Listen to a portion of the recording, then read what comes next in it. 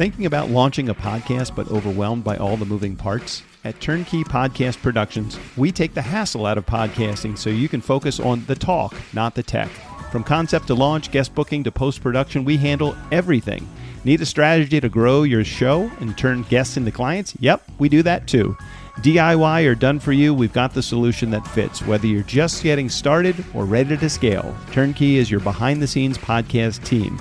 TurnKey Podcast Productions. Your voice, your message, fully produced. Learn more at turnkeypodcast.com/contact. That's turnkeypodcast.com/contact. They actually have a plan for today's Nice Guys on Business podcast. You don't want to miss it. I explain what is heat, what is smoke, what is protein, what is fat, what are carbohydrates, what happens when heat hits meat, what is the process, what is the difference between infrared energy and conduction energy and convection energy, because you've got all three on the grill. Right. And if you know where they are and how to use them, then you can become a better cook. And so we talk about thermometers, and we talk about different types of grills and smokers. And so there's a lot of geeky stuff in there, but it's not too far off the deep end. It's not a science class per se, but it really informs you about what's going on and how to manage things and how to control things. What are we going to do today? Same thing we do every day, Pinky. Try to take over the world. Oh, and listen to the Nice Guys on Business podcast, of course. Go from where you are now to where you could be. Get expert tips to grow your business, to be more productive and more efficient, whether you're trying to build influence, grow your community, or make it rain. Best-selling author of Nice Guys Finish First, Doug Sandler, can lead the way. The Nice Guys on Business is produced by TurnKey Podcast Productions. Now, here's your host, Doug Sandler. All right, Nice Guy community. Today's guest has smoke, science, and a serious sense of flavor. Meathead is one of only 40 living barbecue Hall of Famers. Yeah, that's a real thing. And the brains and taste buds behind AmazingRibs.com, the biggest and most beloved barbecue and grilling site on the planet. His first book, Meathead, The Science of Great Barbecue and Grilling, hit the New York Times bestseller list, and he was crowned one of the 100 best cookbooks of all time. His brand new book, The Meathead Method, just dropped, noted as the only book on outdoor cookery you'll ever need. Now, that's pretty cool. He's a culinary mythbuster, a science geek with a grill, and today he's bringing the heat to the Nice Guys on Business. Meathead, I'm excited to chat with you here. I don't know if I've ever had anyone. I've never had like Madonna or Gandhi, but I've got Meathead on the show. Meathead, welcome to the Nice Guys. Well, I like to tell people I have just one name. I'm like Madonna, only more facial hair. I get it. And you, very nice of you to read that quote, the only book on outdoor cookery you'll ever need. You forgot to mention that Alton Brown said that. Now, I don't know if he means anything to you, but in the culinary world, Alton Brown is a walking, living god. And so for Alton to call my book the only book on outdoor cookery you'll ever need is quite an honor. Well, I appreciate you correcting me. I'll let my mom know because she's the one that wrote the freaking intro. Okay, so let her know. You know, my mom died just recently, but up until then, she was my copy editor. She was an old English teacher, and she was breathing down my neck, and she was merciless. Well, you grew up with red pen then in your life, I'm sure. You will never see me without this in my pocket. And for Nice Guys that are listening to this, which is on audio only, and which is everybody, because we're not doing a video other than some of the promo, unless we're showing that you remember as you were in elementary school, Nice Guy community, that pen that had the multiple tops that you could press down on the bottom? Right, it's a big pen. Nice. It's a big 4-color pen, and you use red for editing, black for marginal notes, green for comments to the other members of the team, blue. I haven't found a use for the blue yet, but nice, yeah. Nice. So let's start here. You know, I really only recently truly discovered the art of barbecuing or cooking outside. I've had a grill my entire adult life. But a neighbor of mine who is an 80-year-old neighbor, she brought over these baby back ribs probably about maybe 3 or 4 months ago, maybe last. I don't even remember exactly, but it seemed like it was just yesterday, and I bit into these baby back ribs and they melted off the bone. And I said, "Where did you buy these?" And she said, "Buy them. I made them." I'm like, "How do you make these ribs?" Pardon my expression, so fucking good. And she said, "I have a Traeger smoker and it's a pellet smoker and I put it and I forget it and that is about it." And I said, "I got to get myself a pellet smoker." So that's where my fascination came. Then when Phil Fernaro mentioned to me that you were recently on his show, I'm like, "I've heard about him, but I don't know him. I got to have him on the show too." So I'm excited to chat with you. All of that being said, how the hell did you get involved in the barbecue, smoking, grilling world to begin with? Well, I mean, almost all of us learned barbecue and grill from our dads. It still seems to be heavily male dominated. Yep, yep. We have a membership portion of our website, AmazingRibs.com, called the Pitmaster Club, which is 90% male. We've done everything we can to draw women in, but in any case, my dad was an avid griller, and he learned from his dad. And when I was about 10 years old, I started taking an interest in it. I'd hang around the grill out back with him. Hmm. He might have let me have a sip of beer every now and then, which might have Right? piqued my interest. And he was really good. His specialties were flank steak and beef ribs, Yeah, of course. and I fell in love with the smell and of grilling food and the taste. And when I went off to college, I lived in an apartment that had one. It had one of those cast aluminum grills out back you see in the Yeah, parks. yeah.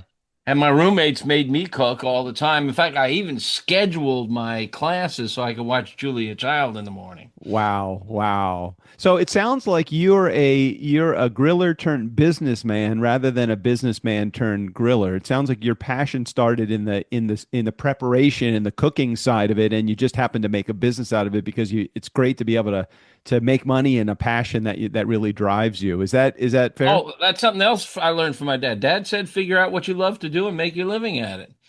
Um, and of course, that led directly to the fact that I worked in liquor stores all through college and for many years after.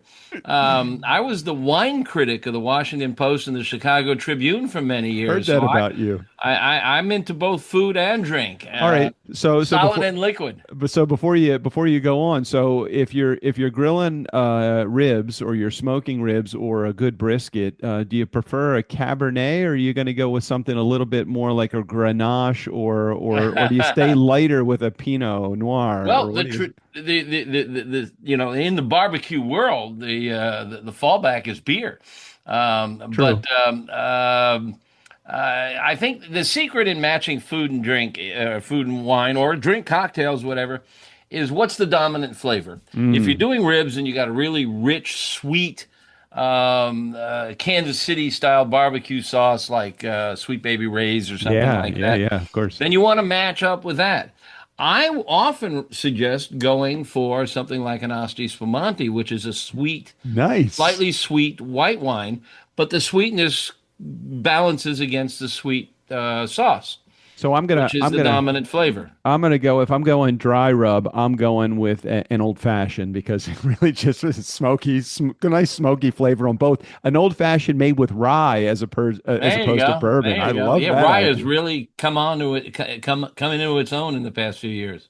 I'm so excited to chat with you. I don't know now that whether I talk wine, liquor, or barbecue. Where do you want to start, man? Because this is a fun conversation already. Well, you tend to be business oriented, and we have a really interesting business story. Now, Yeah, yeah. yeah, food and drink were always of my interest, but I've always had an interest in business, and I took business classes in college, and the website, which was the genesis of all this, began in 2005.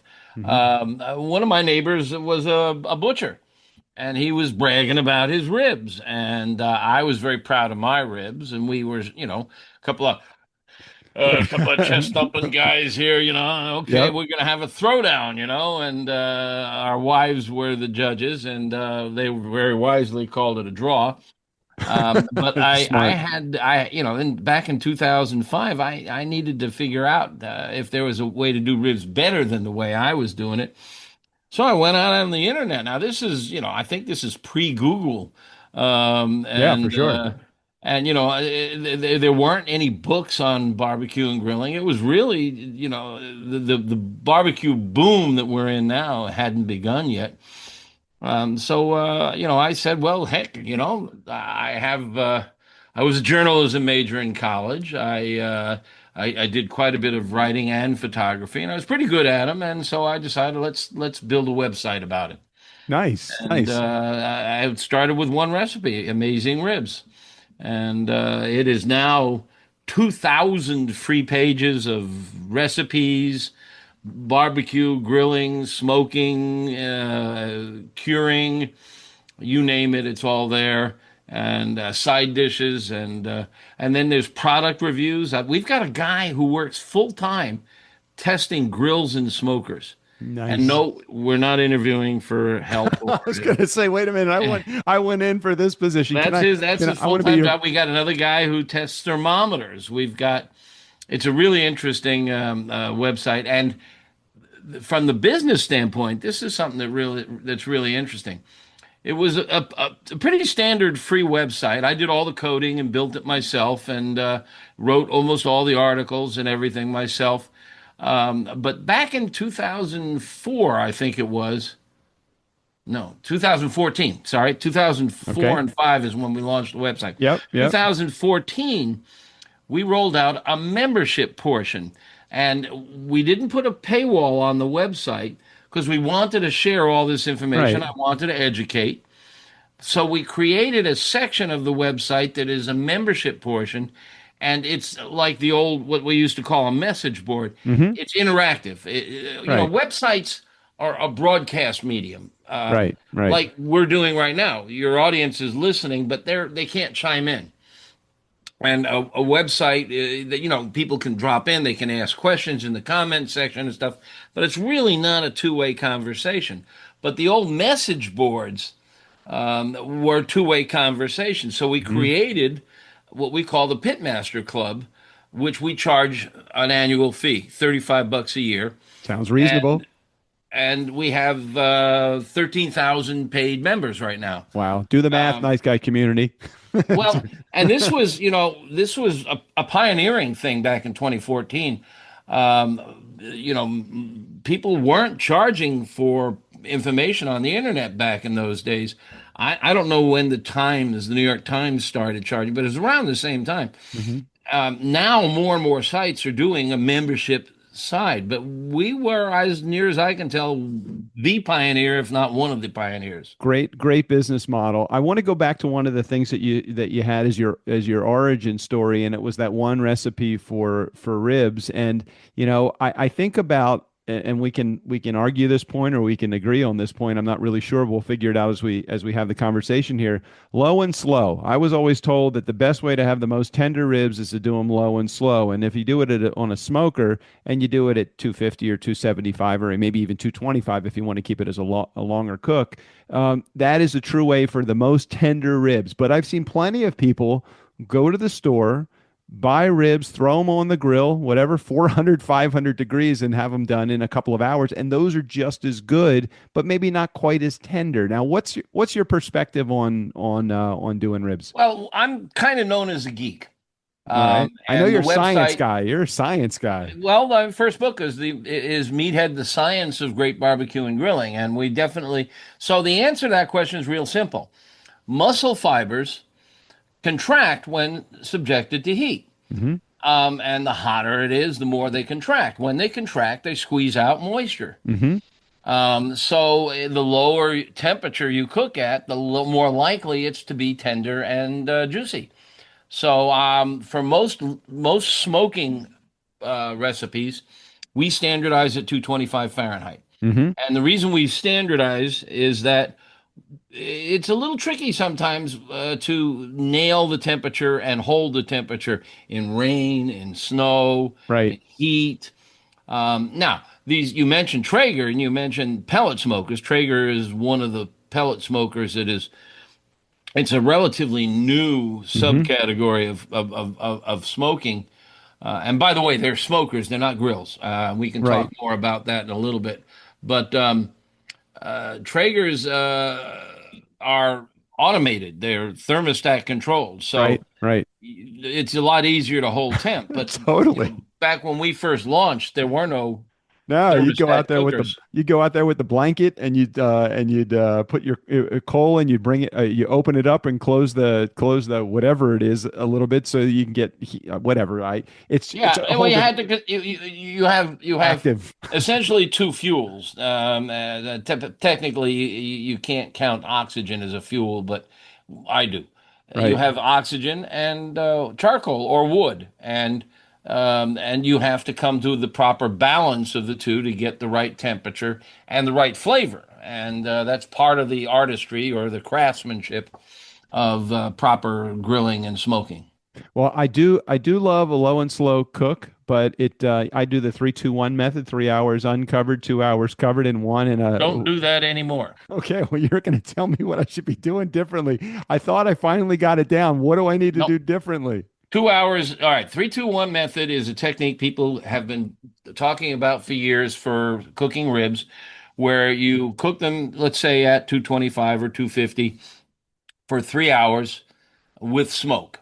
Right. And you cook them indirect. You don't put them over flame Correct. or glowing coals.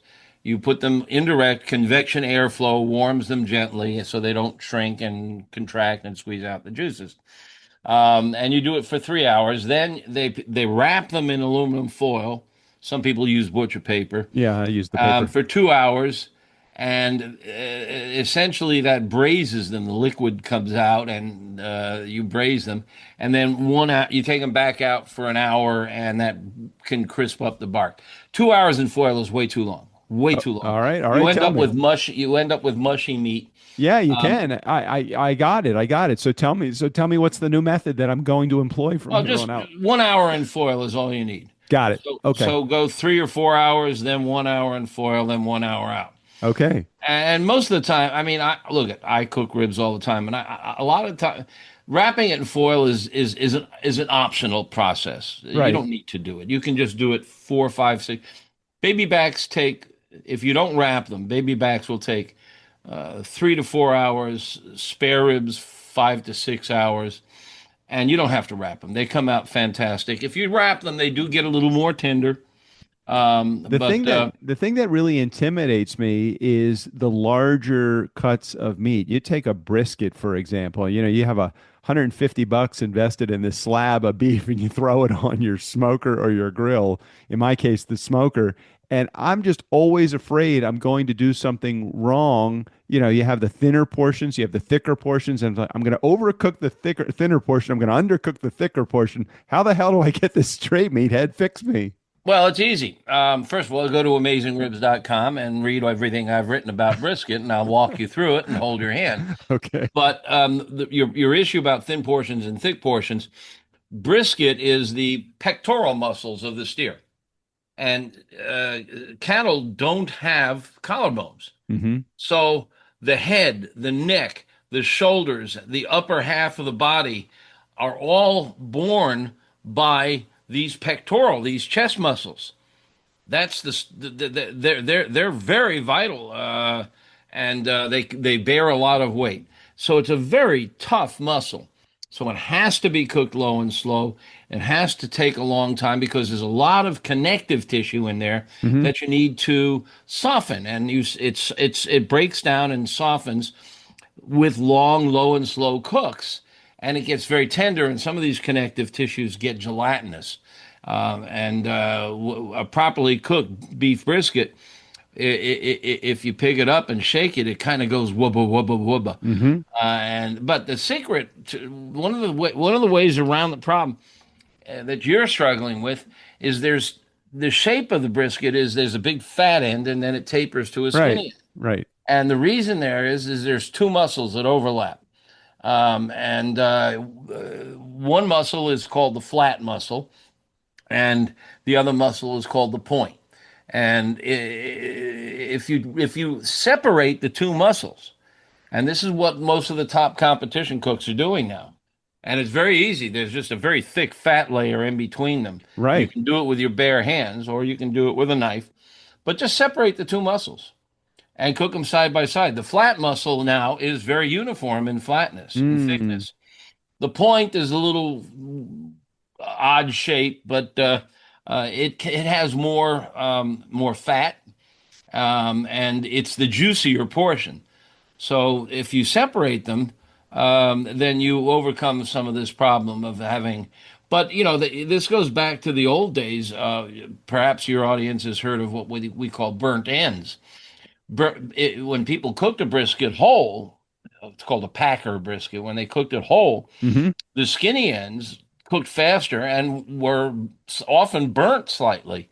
And that people would cut those off, chop them up, and serve them separately, and they became a delicacy. The great author Calvin Trillin once wrote about the fabulous burnt ends at Arthur Bryant's restaurant in Kansas City. Um, uh, but burnt ends are really special now, but they're not made by cutting off the burnt ends. Nobody wants to burn any of the ends of their brisket. What's your feeling? And let's talk about grilling for a second. What's your feeling about cooking with fat on the meat that you're putting on the grill? I've seen some people cut it down as far as they can, and I've seen some people throw it on the grill fat side down to get a good flame under that piece of meat. What's your feeling? Meat is 75% water. Fat is oil. Hmm. Oil and water don't mix. Right. The fat cap that sits on top of a brisket, or if you get a pork loin or something, there's often a layer of fat. Hmm. It cannot, under any circumstances, on this planet or any other, penetrate into the meat because Hmm. oil and water don't mix. It can melt, it'll drip off, and it can cause flare ups. Hmm. If you have a smoker where the flame is or the heat is directly below, like on a Weber Smoky Mountain, some people put the fatty side down to act like a heat shield. Hmm. But no, I mean, and the other thing is on a brisket, for example, the fat can be up to an inch thick in some Right. places. Okay, so you're going to get your brisket. You're going to sprinkle a really nice spice rub on top of everything, and then you put it on the smoker, and 12 hours later, and it can take 12 to 14 Right. or more. Right. 12 hours later, it's ready to go, and you cut it into slices and serve it to your guests, and they look at that thick layer of fat on the top of it, and what do? They cut it off. Right. They're not going to Exactly. eat a half inch of fat. Right. Well, there go all your spices. Get rid of it. I got it. So before you even start the process, you're taking the fat Get rid of off of that almost all brisket. the fat. Trim it down almost to bare meat. Hmm. It is not going to penetrate. Now, we all know fat is flavor, but it's the fat that's within the meat. Hmm. It's Okay. in between the muscle fibers that is where all the flavor comes from. It's what we call marbling. You know about that in a steak. Of course. So the fat in between the muscle fibers is what you want, but the fat on top is just wasted. All right. Let's talk about it. Now, one other Yeah. thing: Yeah. Yeah. trim it, freeze it, save it, because the next time you do burgers, you might want to mix some of that into your burger mix. Oh, good plan. That is a great plan. I never thought about doing that. Good idea. I'm sure Well, we that's can talk about that because there's some really interesting tricks to doing great burgers. tell me about okay, so buying ribs at the store, there's always a very, very thin layer of I think it's called silver skin. Is that what it's called? That It, you it's just we normally it's called the membrane. me It's the membrane. pleura. Right. It's the So pleura. now We have it too. Think about your ribs. Your ribs protect your vital muscles. Your heart, your lung, your liver, your stomach are all inside your rib cage. And on the underside of those ribs, there is a membrane. You have it also. Your pleura. You've heard of pleurisy. It's a disease of the pleura. That pleura is a thick membrane on the underside of the ribs, and it can get very chewy. It can be rubbery, depending on if you do the 3-2-1 method. It can get very rubbery. right. So it's generally a good idea to peel it off. I do. I take it off every some stores sell it with it's still on there. And some, like if I go to Trader Joe's, I don't believe that the membrane is on the ribs. I even chat GPT'd it. I'm like, hey, does Trader Joe's do something to their ribs? Yes, they remove the membrane from I the wasn't ribs. aware of that. I do shop at Trader Joe's occasionally. I'm particularly fond of the wasabi peas. Yeah. But I wasn't aware that they were not most stores do not remove the membrane. It's tricky to remove it. It's probably time consuming, and that would make it more expensive. It is a little time consuming to do it. I tend to dry off the underside of the ribs, take a paper towel and put that between my finger and the membrane, and oftentimes Hmm. it's a lot easier Yeah, to get that yeah. off that way. Tell me about the difference between, and I'm sure you've had experience with this, the difference between going to, let's say, the butcher counter as opposed to going to the case that has it already packaged. Is it the same meats? Is it oftentimes different meats, higher quality at the counter as opposed to the refrigerated section? Any idea, any thoughts about that? It really varies. It really varies. You know, every grocery store used to have a real butcher. That's not true now. They have a lot of them have what we call meat cutters, but they're not trained in butchery necessarily. Most of the meat cutting and the butchery is done at the slaughterhouse or at a meat processor. But look at I value my butcher more than I do my stockbroker. I get to know your butcher. I walk in and the butcher will often see me and say, "Hey, we just got in some USDA choice ribeyes, Right. but boy, they're so heavily marbled, they're almost prime. You want some? Yes." Okay. You know, Okay. you get to know your butcher. In fact, what I will do, and I recommend you might try this, is as you get to, and by the way, a lot of them are women now. You get to know the head butcher. They're there. They get there early in the morning because that's when deliveries come in, and they often leave early in the afternoon. Mm-hmm. So don't show up 4 o'clock and ask for the butcher. Mm-hmm. And I have been known to show up around lunchtime with a slab of ribs and give it to the butcher team. And Make a friend. lot of grocery stores have a picnic table out back where they go out for lunch, and they remember that. A lot of meat is prepackaged, wrapped in cryovac, which is nice because it keeps oxygen out. Mm-hmm. Oxygen in meat, oxygen increases the rapidity of spoilage. Some of it comes in frozen, some of it comes in fresh, some of it is butchered in the back room. It really varies, and it depends on and there are still left a few independent butchers that have Yeah. just a butchery store. A lot of young people have sort of opened up boutique butcher shops. The food's expensive, but Yep. they'll custom cut anything, a lot of fresh stuff. But I got to tell you, people, don't be afraid of frozen. I was just talking about fish with somebody. Um, a lot of the better fisheries now freeze the fish on board ship, Right. Yeah. They flash freeze them. I have flash gone. freeze, and if you do it at a very cold temperature, very fast, it really preserves the freshness. I would rather have a flash frozen fish or a flash frozen turkey. Mm-hmm. Thanksgiving's coming up, Yep. Yep. than one that has been so-called fresh. And they slaughter the turkey and then they ship it unfrozen to the grocery. Now it's got to go, 2 or 3 days in shipping, and then it sits on the loading dock for an hour or two while it comes in and is processed and inventoried.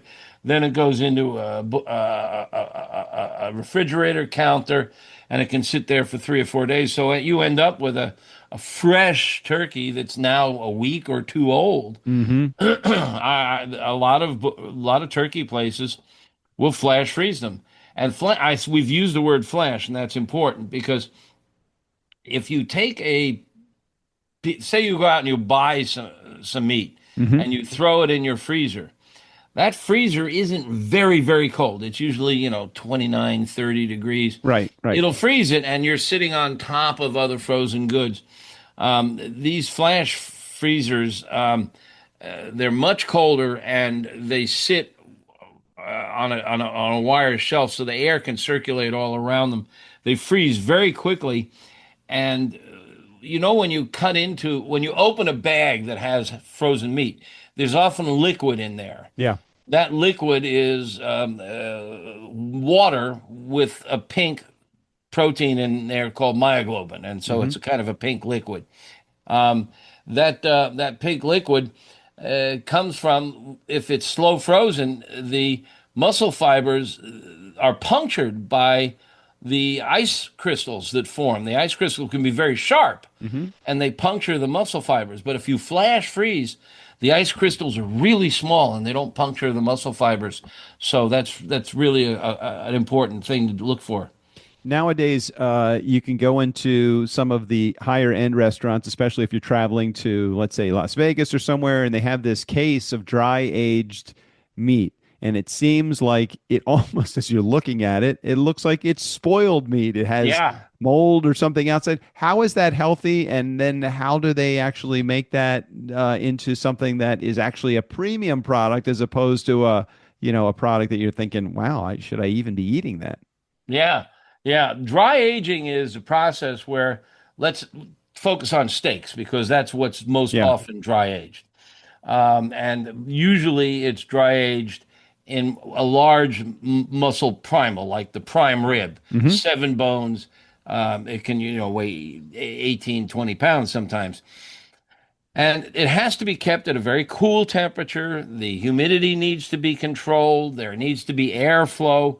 And what happens is there's enzymes within the meat that tenderize the meat. So as it ages, those enzymes really go to work and they can really tenderize the meat. Mm. But also in the airflow, moisture evaporates.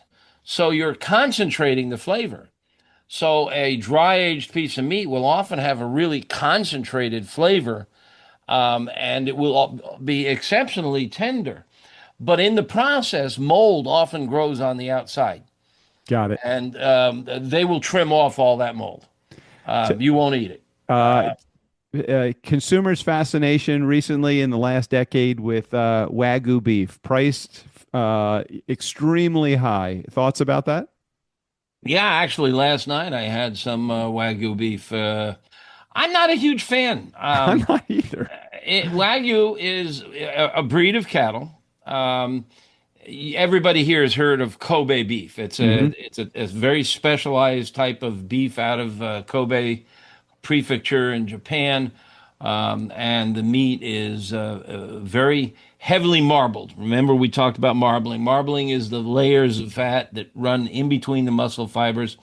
And if you look at it, it looks like a doily. It's got a lot of white shreds of meat, of Hmm. fat in between the muscle fibers, and it contributes a lot of flavor, makes it very tender and rich.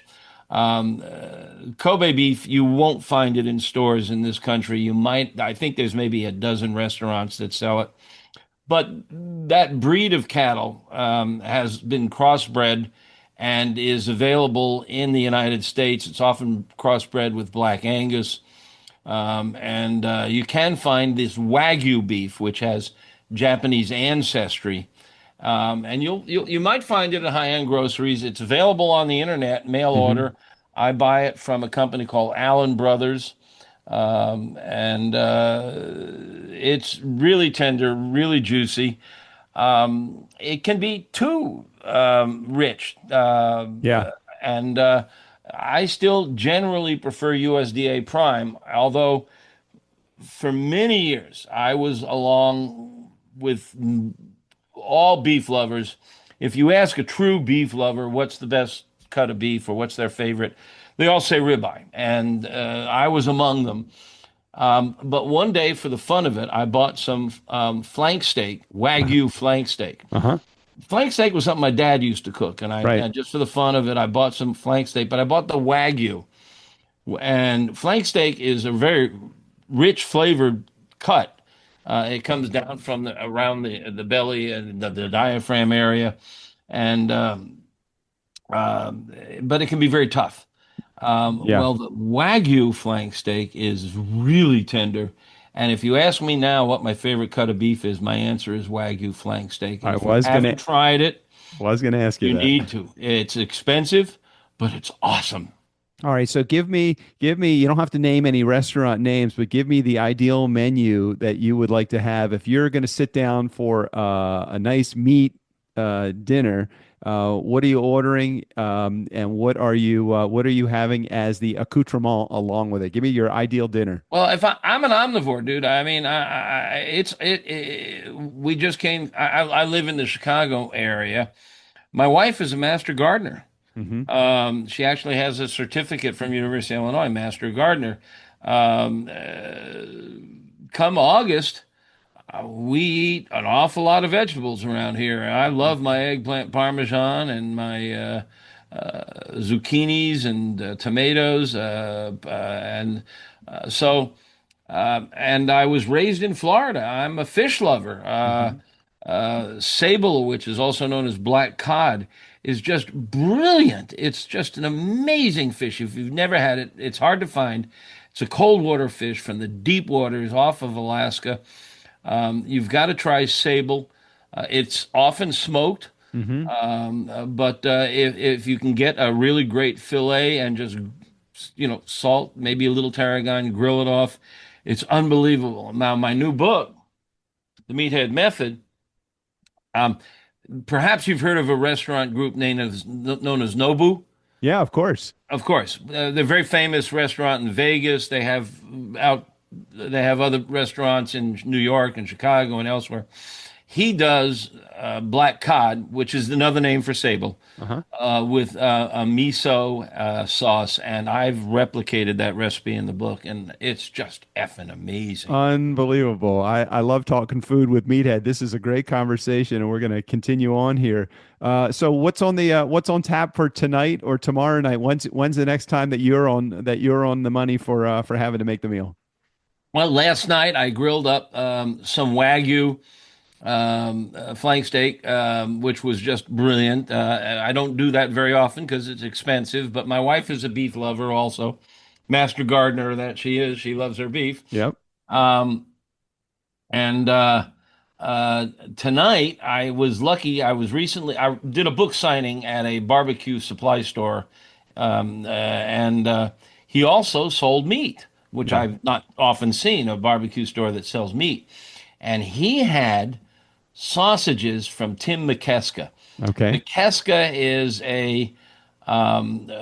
what was a barbecue restaurant in Taylor, California, which is like one of the great barbecue towns in California. Hmm. Not California, Texas. Right, Texas, right. Taylor, Texas.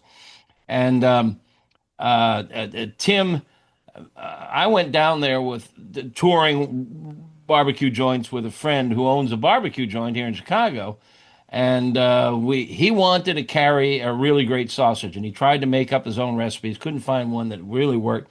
So we were tasting sausages, and McKeska's blew us away, and he started bringing it in. Well, this barbecue store had some McKeska's sausage, so I bought a bunch of it. Oh, And so awesome. tonight, I haven't had it in years. I had it in Texas. I bought some, and so tonight we're just going to make sausage on a bun. McKeska sausage. It's a blend of pork and beef, and his secret seasonings, and I'm really psyched for that. That is awesome. That sounds like a very good meal. So tell me a little bit more about your book. So the Meathead Method came out. When did that come out? Came out in May. Okay, so May of It's 2025, if you're listening mhm. to this down the road. It came out in May. And what was the hope when the book came out? What was your goal for writing the book? Well, there's two books, and you can see them over my shoulder here. The first book, Meathead: The Science of Great Barbecue and Grilling.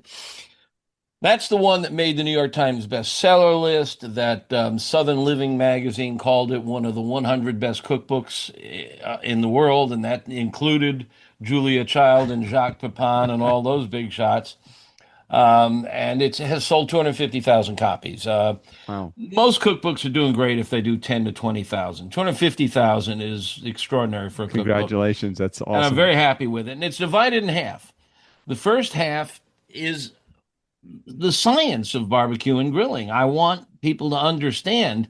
It's the old theory about teach a person to fish or give Right, a person to right, fish. right. Um, I explain what is heat, what is smoke, what is protein, what is fat, what are carbohydrates, what Hmm. happens when heat hits meat. What is the process? What is the difference between infrared energy and conduction energy and convection energy? Because you've got all three on the grill. Right. And if you know where they are and how to use them, then you can become a better cook. And we talk about thermometers and we talk about different types of grills and smokers. And so there's a lot of geeky stuff in there, but it's not too far off the Right. deep end. It's not a science class per se, but it really informs you about what's going on and how to manage things and how to control things. People tell me that they slap their forehead black and blue at while reading it. It's Well, a just lot of pictures in there too. I was watching, looking at the diagrams, makes it really easy to be able to determine what is what. And the side, don't feel nice guy community. That's the boring side of cooking. It oh actually is no very no no. interesting to learn this stuff that Meathead's got in the book. Well, none of that, but I did all the photography. I did my master's in photography. And the new book, The Meathead Method. Now, okay, the first book divided in half. The first half is textbook, second half is recipes. Right. And the recipes demonstrate the science that we talk about in the first half. Well, the second half, the second book, The Meathead Method, is more about methodology, more Hmm. about technique, more about things that you can do on the grill. For example, you like fried chicken? Yeah. Yeah, who doesn't? I was looking at your Dutch oven method for frying chicken on the grill. Yeah, yeah, yeah. Oh man. Because you love fried chicken, but you don't cook it at home. It's too messy, too It's smelly, a and it mess. It right, just sets splatters off all every over the smoke stovetop and the alarm. counter, and it Right, right. sets off the smoke alarm. Yep. So you get yourself a Dutch oven and you pour about 2 inches of oil on it. You take it out back to your grill. It's a little easier if you have a gas grill, but you can do it on a charcoal grill. Yeah, yeah. And you turn the burner underneath the Dutch oven on high. And you bring the temp up to 350, 375, and then you back down on the heat until you can stabilize it in that range. Right. 350, 375 is the magic number for deep frying. Yeah. And you leave the other side of the grill off. No burners on. So just one burner is all you Right. need. Right. And now you take your chicken and you roll it around in flour, and that's all you need to do. But if you want to then dunk it in egg or milk or something, Right. there's a billion ways Right. to Right. prep the Right. chicken. Right. Just flour is all you need, though. I mean, just roll it around in flour it comes out wonderful, and then you throw it in the hot oil, and after it turns golden, you take it out and put it down on the other side of the grill where there's no direct heat. But when you Hmm. close the lid, it stays warm Right. and it Right. drips.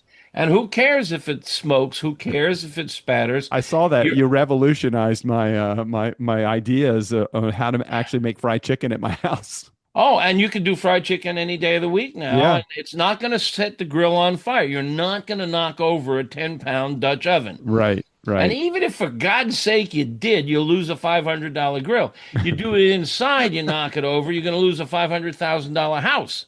Uh, So yeah. now that. So that's one of the methods that we Right. talk about in the Right. book. Fried chicken is now barbecue.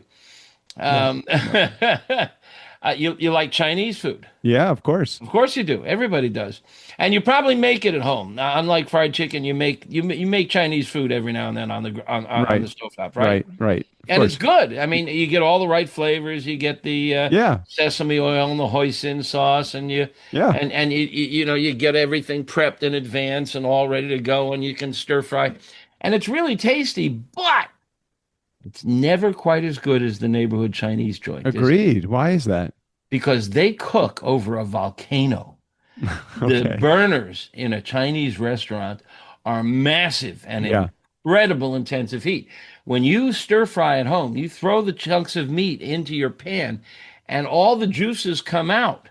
And you see them bubbling away in there. You're braising, you're not frying. Hmm. But in a Chinese restaurant, the burners are so hot when you throw the meat into the oil, they fry. Yeah. And that's the big difference. So here's what you do. The best way to start a charcoal fire is with a gadget they call a charcoal chimney. Yeah. And a charcoal chimney looks like a big coffee can. Yeah, it's a canister. And it's a canister, and you dump the charcoal in, and you put some newspaper in the bottom. You light the newspaper, and it lights the charcoal on fire. Right. And then you dump it in your grill. Well, that's the best way to start. You don't want to use the accelerants. You don't want to use kerosene or mineral spirits or any of that stuff that they sell you to start the fire. That just smells it up and gets into the food.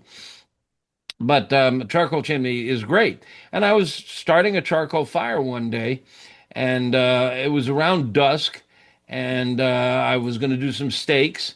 And I turned around, I was doing some fiddling around on something, turned back and looked at that charcoal chimney.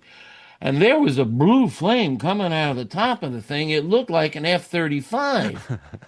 And the light bulb went off, and I ran inside and got my wok. I chopped up the steak and a bunch of veggies. My wife jumped in, and then we tossed it off. I had the best Chinese food of my life. So you cooked it right on top of the chimney. I put the wok on top of the charcoal chimney. It's 1,000 degrees. Yeah, yeah. It's the volcano. Now, there's a little trick that we talk about. The book's full of all kinds of tricks. A wok sitting on top of a charcoal chimney, there's combustion gases that are created by the charcoal, and they're good. They create flavor, but they can also extinguish the charcoal. They can choke the charcoal out. So you got to drill a couple of holes in the charcoal chimney to let the combustion gases out. Okay. So that's the trick. Is you it doesn't affect the charcoal chimney. You can use it for anything you want, but just a few holes in the top of the charcoal chimney to let the combustion gases out and let oxygen in.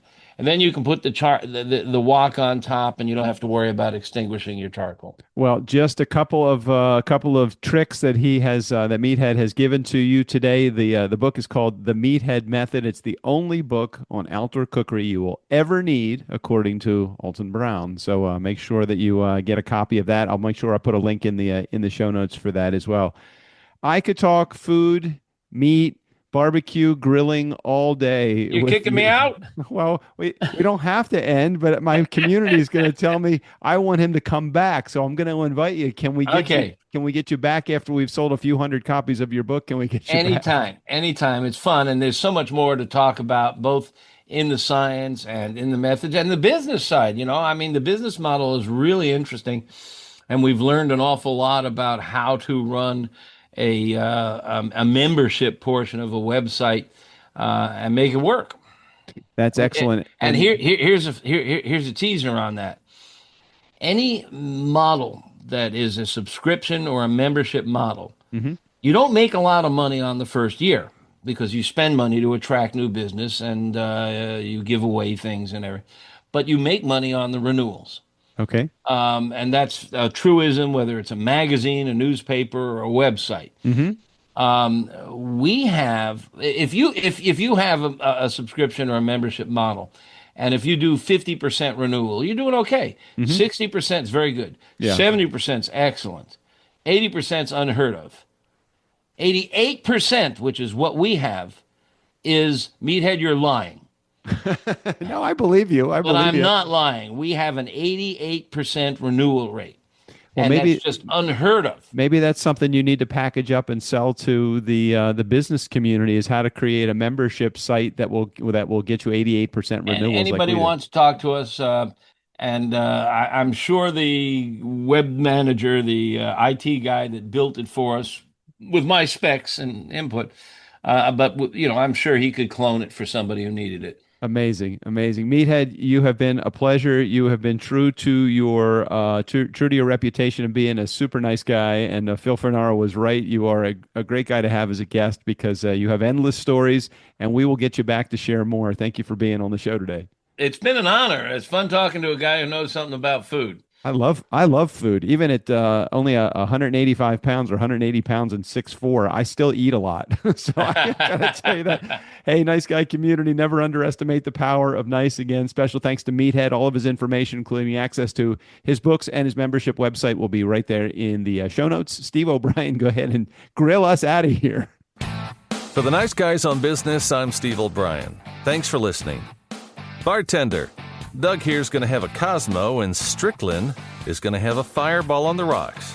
Not the little glass. Yeah, the big one, the 24-ouncer. Oh, and they'd both like a little umbrella. Just give me the bottle and charge them as much as you can.